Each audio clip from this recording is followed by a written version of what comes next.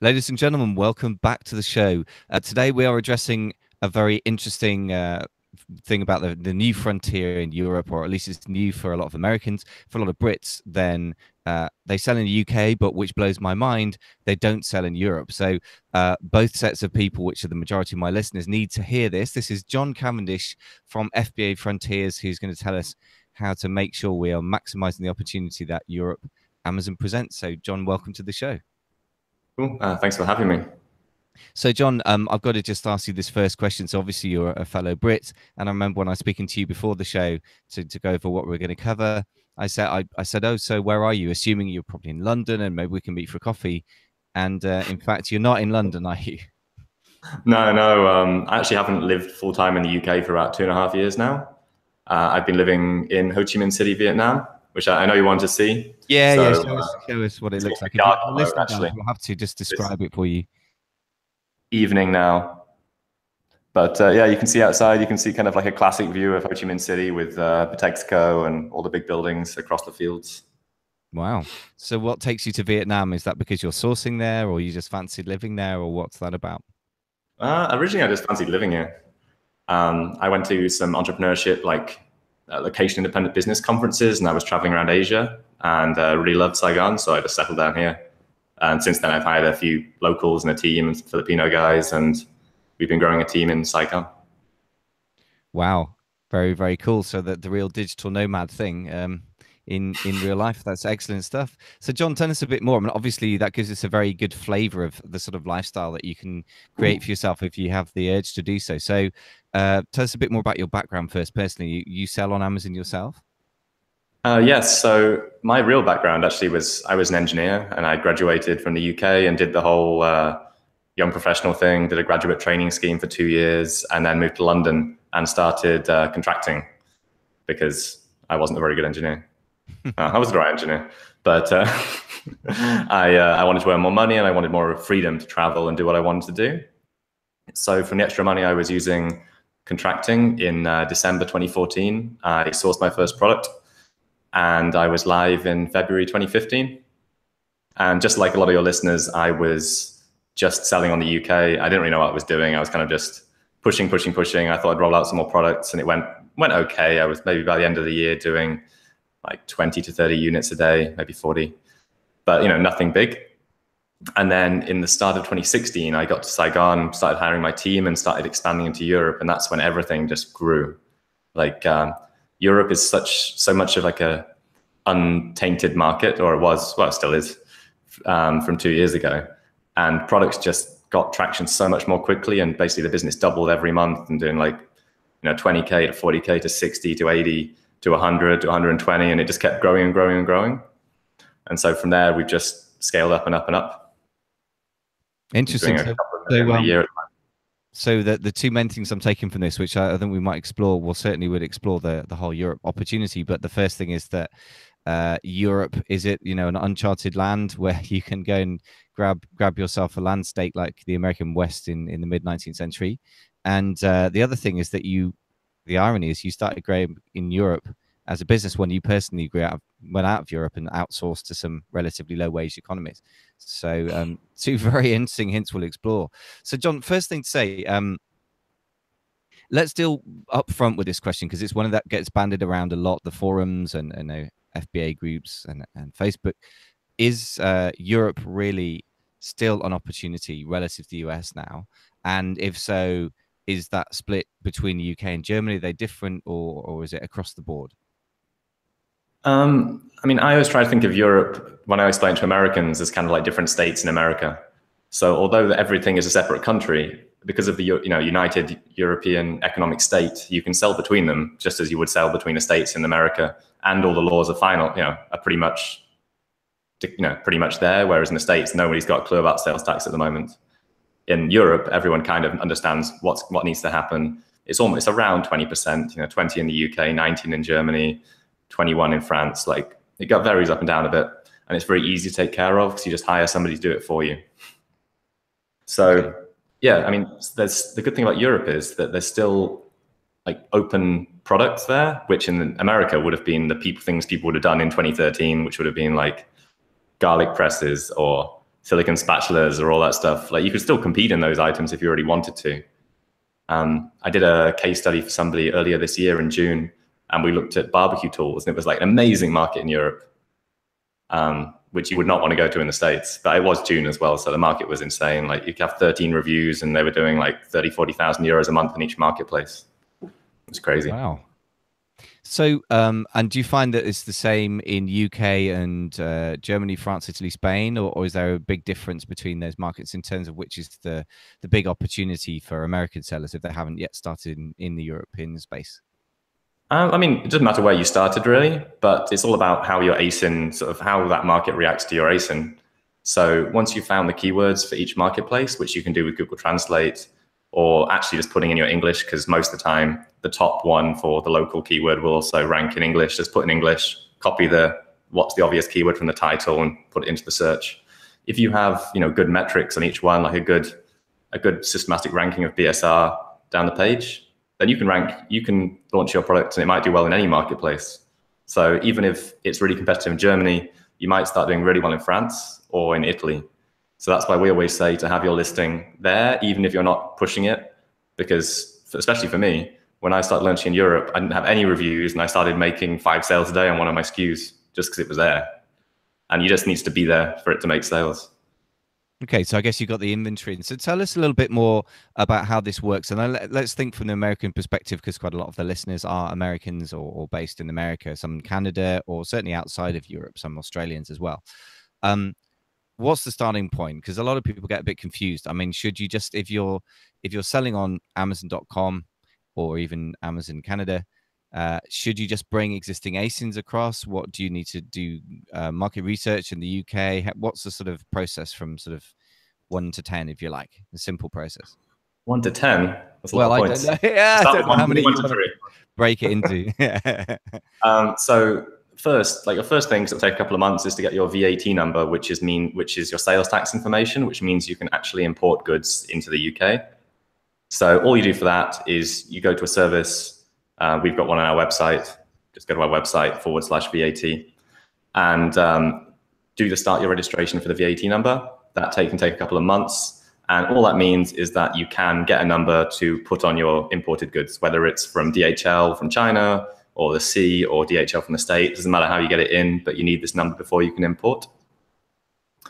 Then start your research. So research is very similar to what you would do in the USA, but you have to think of each marketplace as almost like a separate USA marketplace or European marketplace. So if you already have ASINs, either in the UK or the USA, I would basically do your research in reverse.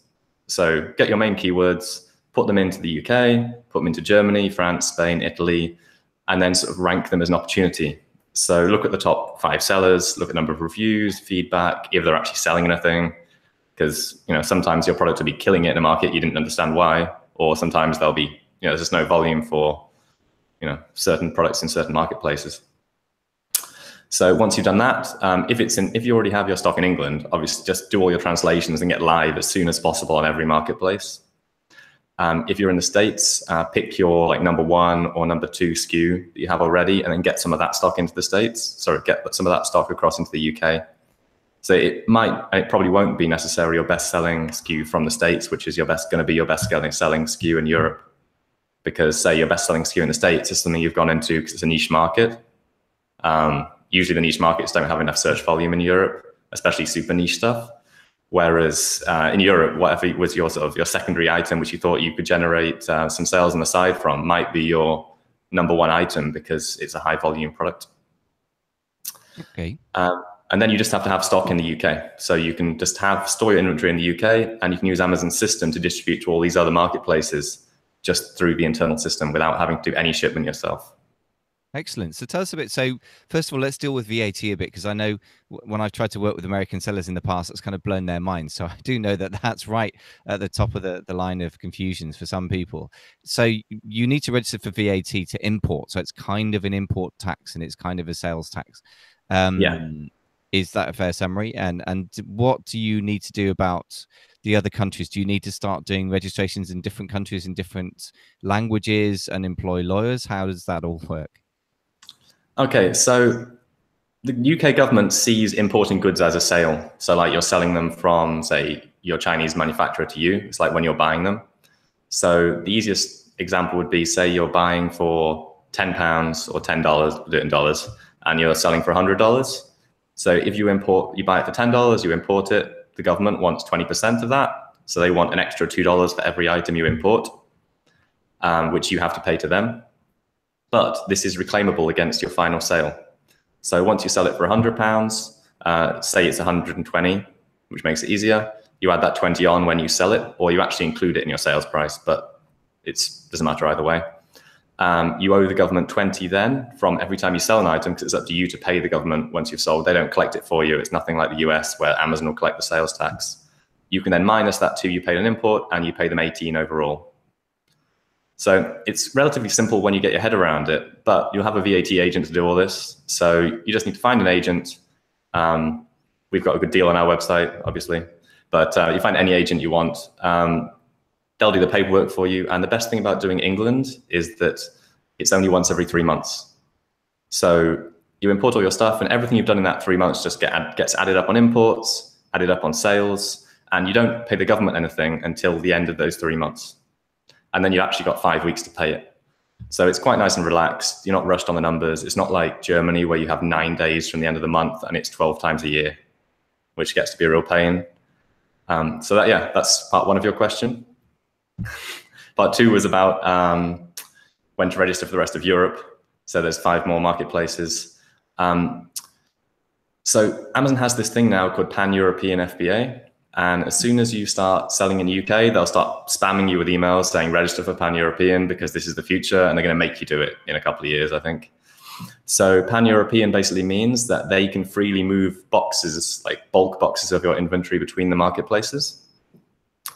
So they can move it between all the 5 main marketplaces, which is France, Italy, Spain, Germany, and the UK. But they can also keep your inventory in Poland and the Czech Republic. And because you're moving stuff across the border, it means you need VAT numbers anywhere Amazon can keep your inventory. So you need 7 VAT numbers. So for UK, France, Spain, Italy, Germany, Poland, Czech Republic. It sounds complicated, but all you need is a VAT agent to do this. So negotiate hard, find an agent, and then keep pushing them on price because they know it's complicated and they'll try and charge you more. Or come through us and we can help you with pricing. And that can vary wildly depending on where your company is based. But it's because when you're shipping from the UK to another country, Amazon's going to charge you maybe an extra euro per item. It actually adds up quite quickly that it's cheaper to do pan-European once you're shipping more than about 400 items a month from the UK to one of these other countries. So we go through all that, but that's the basic overview. Brilliant. Thank you. Well, that's a very clarifying way of putting it. I think you're better at simplifying this for Americans than I am. I suppose we're kind of used to living with VAT in the UK, and if it's new, you've got to get used to putting it across. By the way, forgive me while I cough. It's the thought of VAT probably, but the British taxman breathing down our neck. But can you give us that link that you're mentioning? You have a very good VAT agent, that you a tame VAT agent. Sure, yeah. If you go to fbafrontiers.com/VAT for the VAT agent, and also if you already have an item, you can go to fbafrontiers.com/calculator, and we've got a VAT calculator, so you can work out exactly how much VAT you're going to pay per sale based on a sale price. So you can't just take your USA price and just add the VAT and charge that. It has to be a competitive price for Europe. So reverse engineer the pricing to what you can sell it at and see whether you've got margin, if you can sell it, if you're sourcing from the same source. Excellent. Thank you. Well, that's another very useful resource. So thank you for that. So just coming back to the sort of beginning person who's not necessarily doing things at a big scale yet, do you need to, can you do this as a sole trader or an individual business person in America, or do you have to be, do you have to have an LLC, or do you have to start, getting a UK limited company or anything complicated? What's the sort of score on that side of things?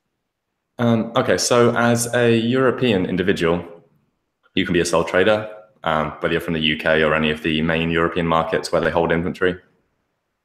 As a non-European, so an American or anywhere else in the world, it all depends where you live. So if if you're in the States, you might want to use it. If you want to sell in the States, you might want to use an American company and also register for VAT in the UK with that company, because you can get a VAT number with pretty much any country in the world as long as it's a legitimate country that, you know, HMRC, the UK's revenue people, which is same as the IRS, recognizes.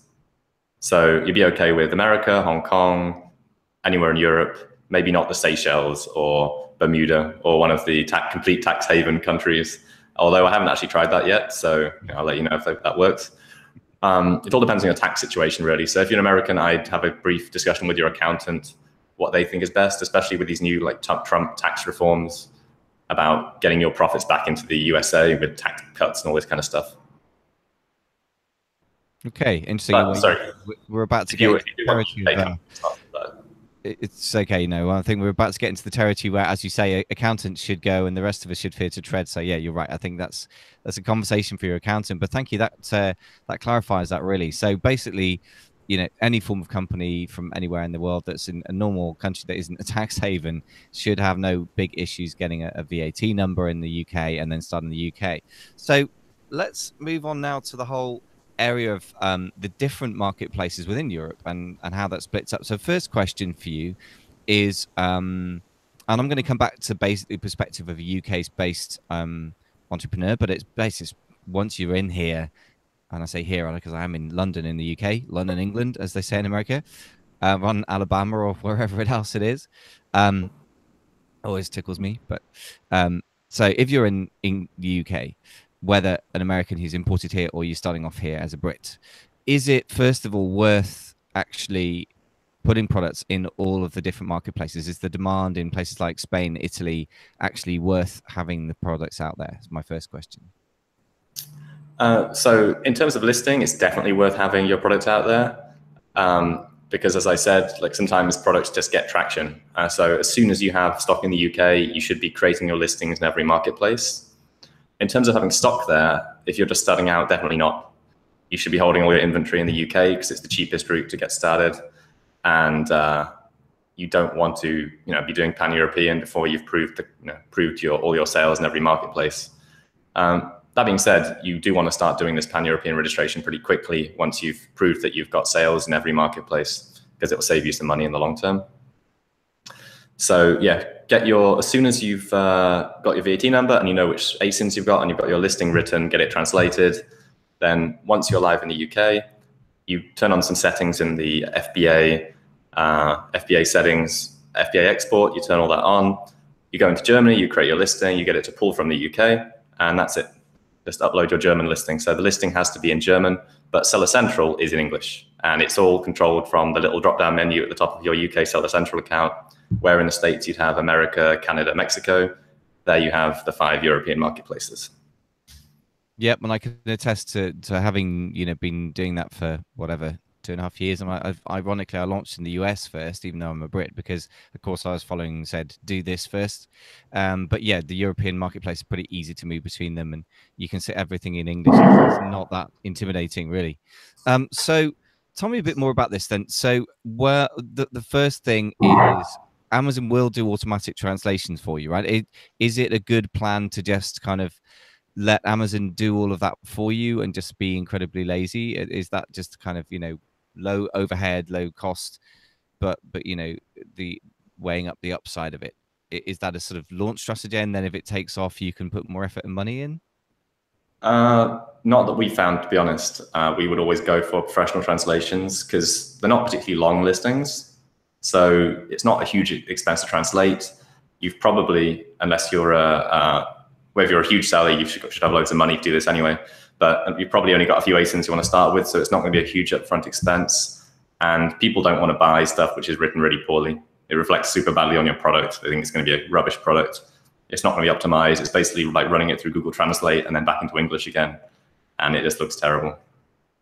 Yeah, and I think if you want to get a flavor of that, if you're an American seller, you can just look on Amazon at all the Chinglish without being sort of racist, but there's a lot of English that is very clearly sort of Chinese in flavor, and you after a while you can learn to spot it. There's some product with a slightly odd name that says super happy time, have happy bath time, or whatever it is, and it sounds odd, and it just sounds like some guy at a local bazaar somewhere that you'd buy a very cheap product and you'd look at it on the way home and throw it away. So I totally agree with that language side. And I dare say also that Amazon's version of German is much worse than that as well. They can do some gobbledygook stuff to the listing. So I would 100% agree with you on that. So I know we're going to deal with that in our next episode, and we're going to focus on the exact, the language side of things, because I know you guys offer that as a specialist side of things. What are the other things we need to do when we are launching in the different marketplaces? So do we need to do keyword research just for the UK and then it's kind of the same in Germany, for example, or do we need to do it in the different marketplaces? And also you've already touched on some simple strategies for overcoming the language barrier. Any other thoughts on that? I'll just quickly, how's the light behind me? Is it too bright now? I was like, it was very dark before. It's fine, yeah. Okay. Shall I ask you that question again? Because it'll be easier from the editing point of view, I think. Sorry. That's okay. What the hell did I ask you? I was blabbering on. Keyword research. Keyword research, thank you. Yeah. So when it comes to keyword research in the different marketplaces, do they vary a lot from each other? And do we need to do individual market research in, say, Germany and France and Spain for each product? And if so, how do we overcome those obvious language barriers? Let's assume that the person doing it only speaks English. Okay, so if you already sell in the States, then your keyword research would be very similar it'll be the same for the UK. Except that I would also run some reverse ASIN searches on something like Keyword Inspector, just to make sure you're not missing any obvious translations like, diaper to nappy, dummy to pacifier, Band-Aid to plaster, rubber to whatever else they call a rubber, or any of those type of funny translations, which you'd very definitely lose some sales for in UK. Then in Germany and all of the other markets, all of the tools pretty much work the same as they would in the States. So you can use the same tools like Keyword Inspector, ASN Inspector, Merchant Words, and they'll all work throughout Europe. Also Google Trends or any other type of keyword research you were doing, you can use them for all the marketplaces and obviously make sure that they're in the listing in the back end.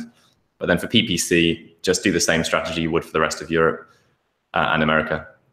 So to be honest, in a lot of the European markets, especially France and Italy, you could just run general campaigns and they would like broad campaigns. And they'd probably do just as well because they're so non-competitive and you're getting such cheap clicks. But we've got it all set up at the moment properly as you would in the UK with staggered bids on exact phrase and broad and 200 keywords and as it should be. Okay. Although they haven't really been that much better than a broad match campaign. Yeah, I was going to say, like the theory of sort of if anyone comes from a Google background with their AdWords, that the precision of that is not matched by Amazon. It's odd how I find that my broad match campaigns are often not only make more sales but more profitable than my exact match campaigns, which pains me intellectually, but it makes money. So, but let's come back to the simple question around the language there. How do we overcome that barrier? Because obviously reverse ASIN search, you just find the keywords from a Keyword Inspector, but how do we kind of start that off?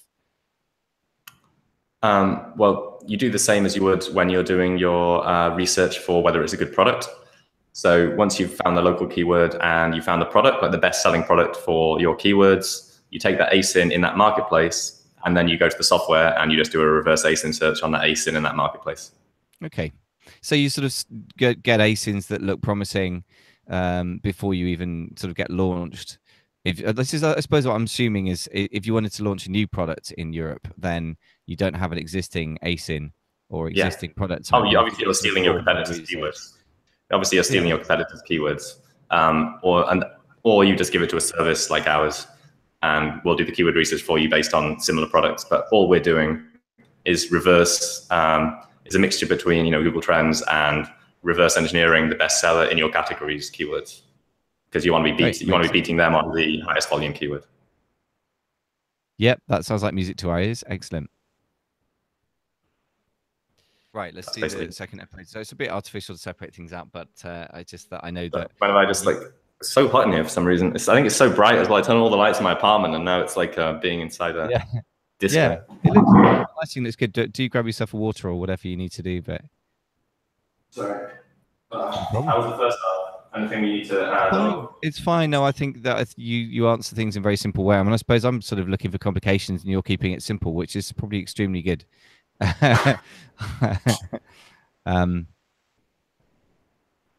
Well, yeah, I mean, I was always an engineer, so I was really bad at.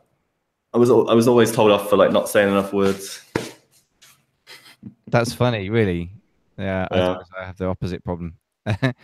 So because you think because it's very obvious to you how it works, kind of thing. So why explain it? Is that why? Or Well, not why explain it, just systemize it, make it as simple as possible. Like someone should be able to listen to this and like pretty much do what we just talked about if they've got a basic knowledge of Amazon, I would absolutely. think.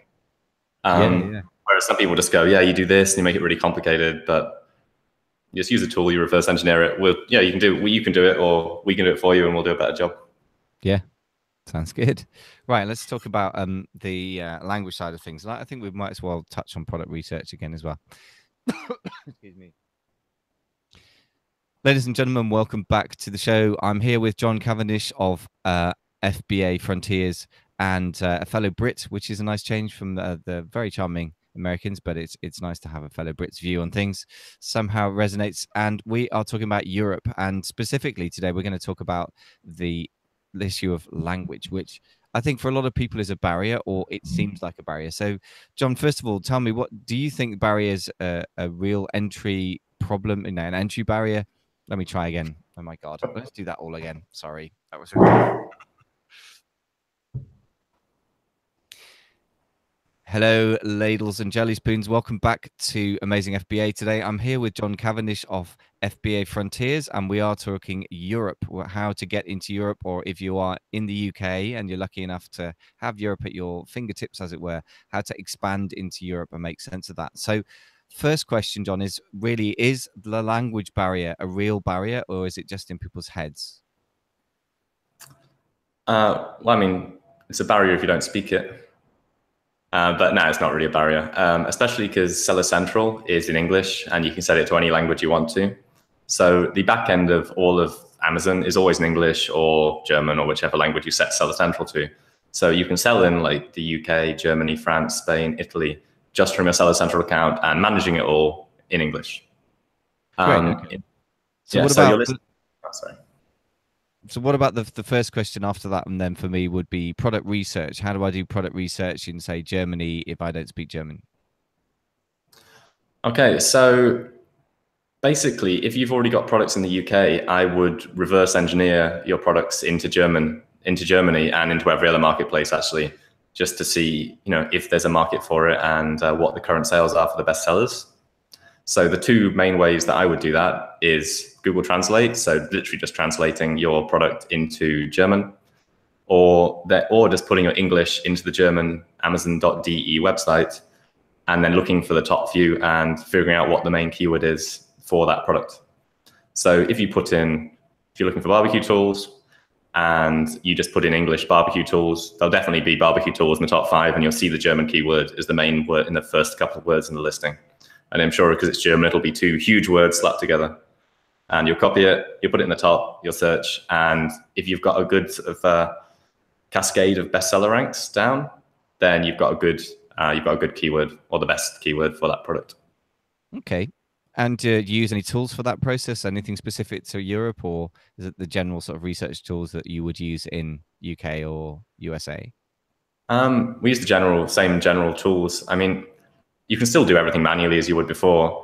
You just have different rules for the BSRs, and as part of ours, of course, we give you numbers like look for, say, in Germany, less than 2,000 BSR for the top 3 products.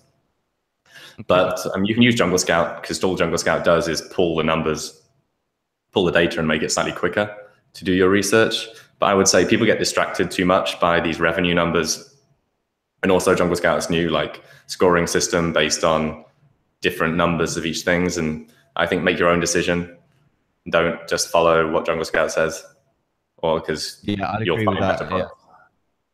Yeah, I think a lot of tools create a sort of simplified version of reality, which is kind of their job. But I think, you can go too far with that and ignore some great opportunities there, I think. So, okay, that's the first thing. So there's the product research, and then let's assume you got the product in either because you've already got it selling in the UK, or possibly you bring it in from the USA, and you need to market it in say Germany. I mean, that's a market I guess I'm most familiar with. So what's the next step? Do I just get we've already talked about how horrible Amazon's auto listing translations are.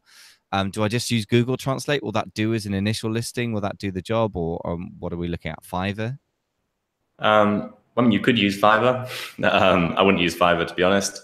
You could use Upwork. There are some good translators on Upwork. It just takes a long time to find them. And you've got to usually, what we did when we were initially looking for translators on Upwork was get like 4 different translators and compare, get them all to do the same job and then check each other's work.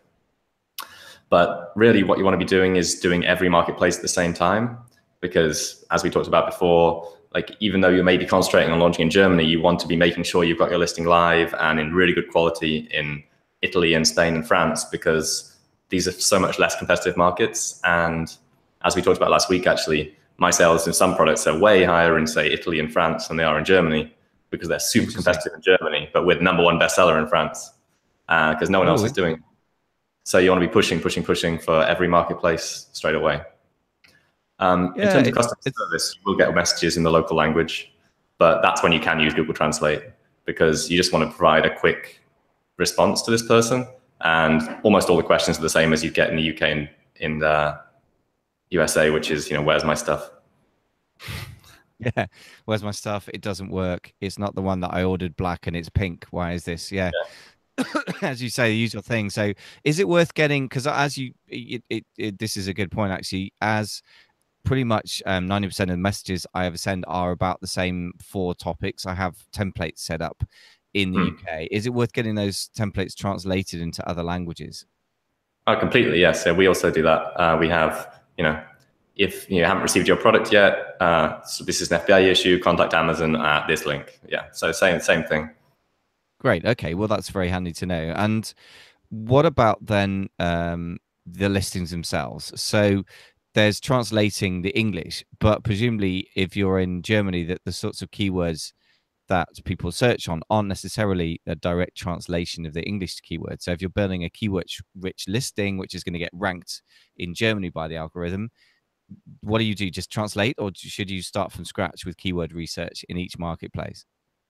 So the way that we do it as a service is that we do all the keyword research first, and then we send the English listing to the translator along with all of the keyword research, so that they can basically rewrite the copy of the listing to include, to optimize for the keywords, and work with, translators who are used to writing sales copy on Amazon. But I mean, that's the thing to do, is to use the keyword research tools such as ASIN Inspector, Google Trends, everything we talked about last episode, and then give that to your translator along with your English listing. And obviously make sure you've got a good English listing, because we run a translation service and you'd be surprised how much of what we're asked to translate isn't particularly good quality. Okay, so give us a bit of a hint, because you've got a lot of experience of looking at the language hour after hour, or your guys do. So what are the sort of main issues that people come up with, or bad writing that they come up with? I mean, it's usually that the English listings aren't optimized in the first place. So we can also help with that, but it's more like, making sure you've got 5 bullet points, the checklist of 5 bullet points. You've got all the keywords in there. You've got a properly optimized title. It makes sense if you read it grammatically. It's not just a bunch of keywords, and you've got copy, and that's it. That's the basics you need, and then our translators can work from there. Okay. It's surprising to me that in this day and age that you have people who don't even have 5 bullet points or don't have relevant keywords in, but I guess that shows that a lot of people still don't know what they're doing. But it's good to know that. Yeah, it's a lot better if they have proper listings. Yeah, makes a lot of sense. Okay, so really, this all sounds pretty simple stuff. I mean, you obviously, you guys have done a lot of this stuff, and I can vouch for the fact that writing an Amazon listing isn't the same as normal copywriting. Never mind, because I've actually worked with people who've done copy for outside of Amazon stuff, and I've had to rewrite it. Said, look, this may come across like a secondhand car salesman to you, but you have a very short space to hit somebody over the head with why they should really buy your product on Amazon. Tell me a bit about that. Do you deal with the sort of cultural differences between America and Germany? For example, I know that my friend Brian Burt, who tends to be not understated, very much an overstated American, but wonderful guy. But he's got a follow-up sequence that in emails that says things like "You're awesome" at the end, which for me as a Brit makes me think, this is a bit weird, and Germans probably would think he is frankly certifiable. So do you kind of deal with that kind of difference in approach? The translators will hire anything or like raise to us anything which doesn't sound particularly, culturally appropriate.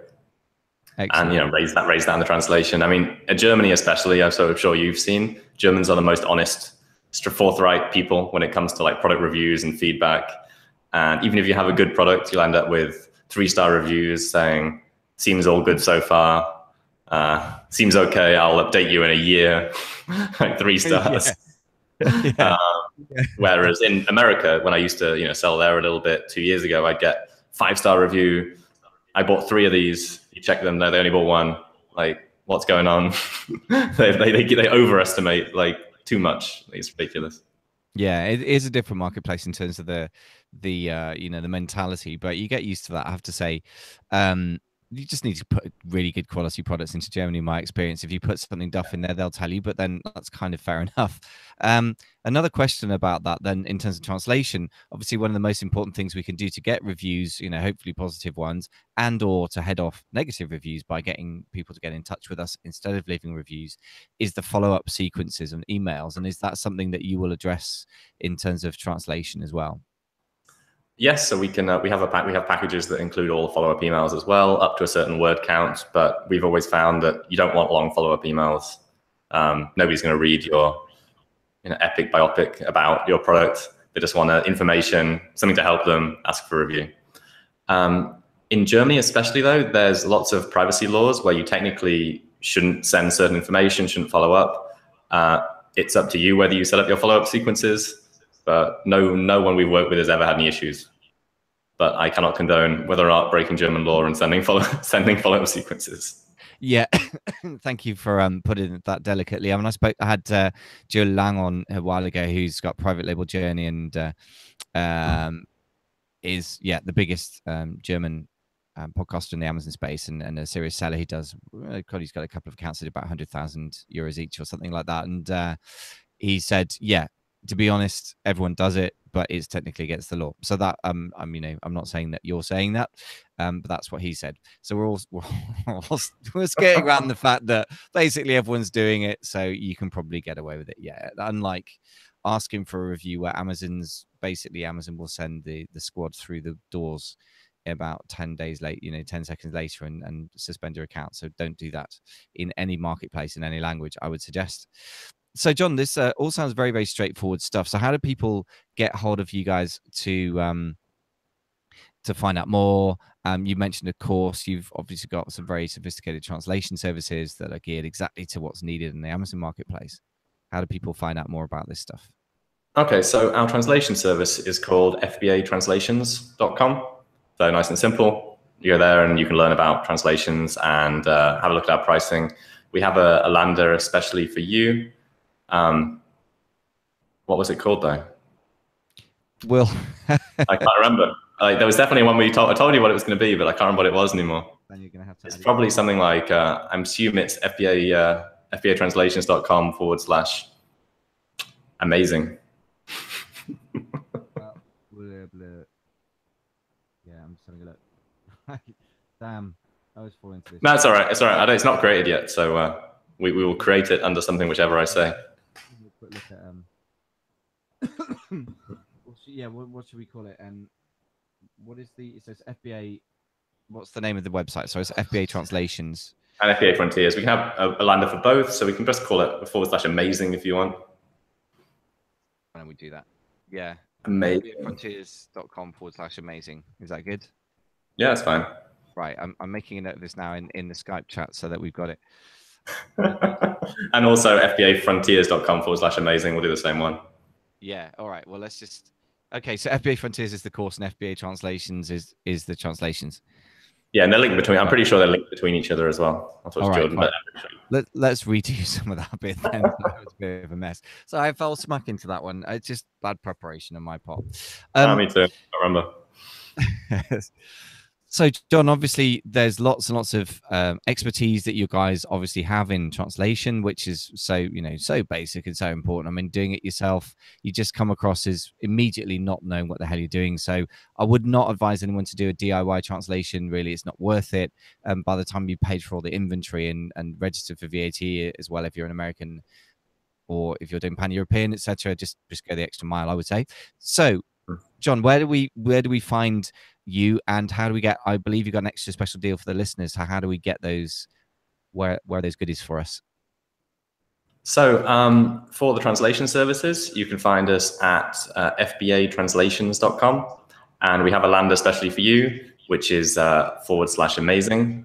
And if you go to that, whoever goes there will get a discount from listening to your podcast.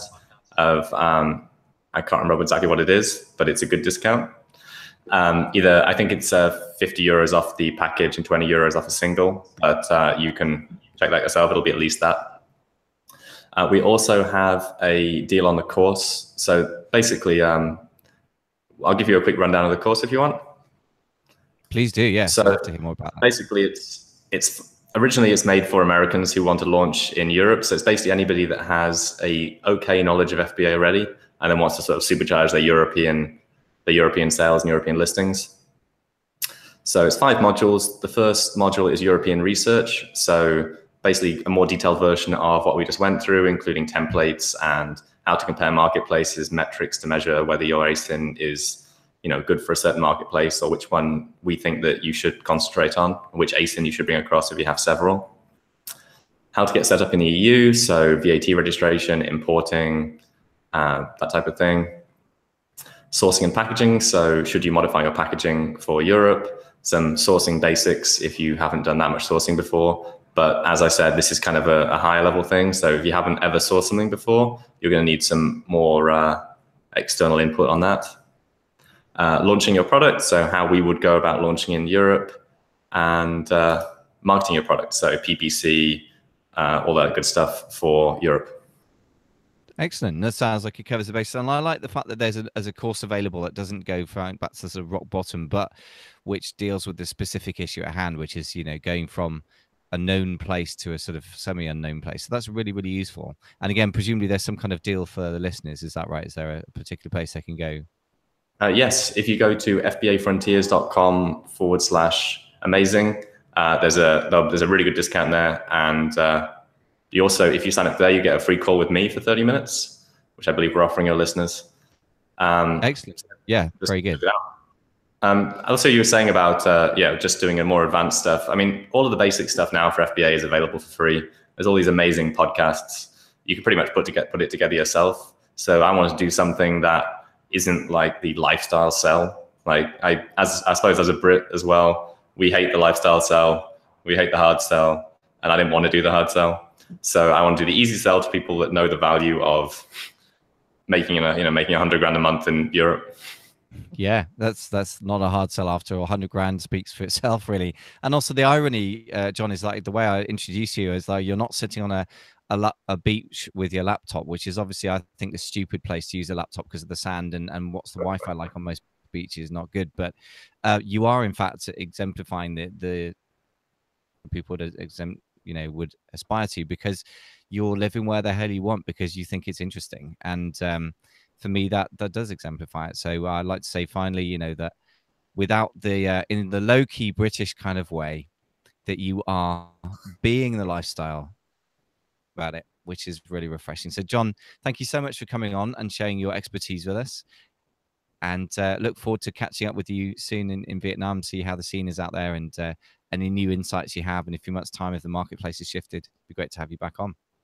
Great, thanks very much. And you're definitely welcome to come to Saigon. It's an amazing city. It's only like 500, 600 quid return from the UK. That's good. Well come. Yeah. That's good. Yeah, we'll check it out. Thank you very much, John. Cheers. Cheers. Bye-bye.